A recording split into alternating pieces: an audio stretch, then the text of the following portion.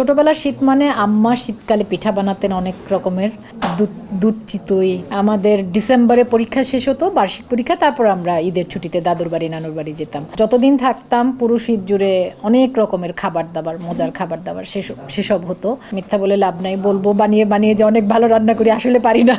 গ্রামে কিন্তু অনেক শীত পড়ে, কুয়াশাটা কেটে গেলে যে রোদটা হয় ওটা ভীষণ আরাম গ্রামে। ছোটবেলায় আমি বড় হয়েছি টাঙ্গাইলে, আমার গ্রামের বাড়ি, দাদুর বাড়ি নানুর বাড়ি মির্জাপুর, আর বাবার চাকরি সুবাদে সখীপুরে বড় হয়েছি।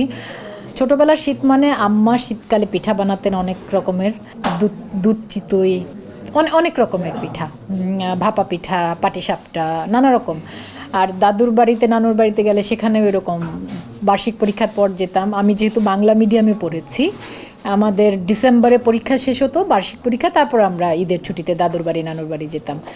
তখন ওরকম মানে যতদিন থাকতাম পুরো শীত জুড়ে অনেক রকমের খাবার দাবার, মজার খাবার দাবার সেসব হতো। তো সেই সময়টা মিস করি। এখন ঢাকার জীবনে পিঠা টিঠা আমি তো বানাতে পারি না, সত্যি কথা, মিথ্যা বলে লাভ নাই, বলবো বানিয়ে বানিয়ে যে অনেক ভালো রান্না করি, আসলে পারি না। তো আম্মা এখনও বানিয়ে পাঠায় আমার মেয়ের জন্য, ভালো লাগে। আর ঢাকার শীতটা আর গ্রামের শীতের মধ্যে একটা পার্থক্য আছে, গ্রামে কিন্তু অনেক শীত পড়ে, ঢাকায় তুলনামূলকভাবে একটু কম শীত, সেটা একটা আরাম।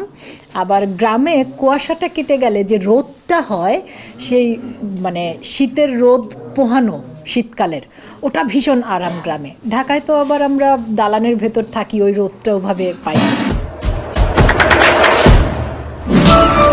দেশে দেশে সবার সাথে দ্য নিউজ।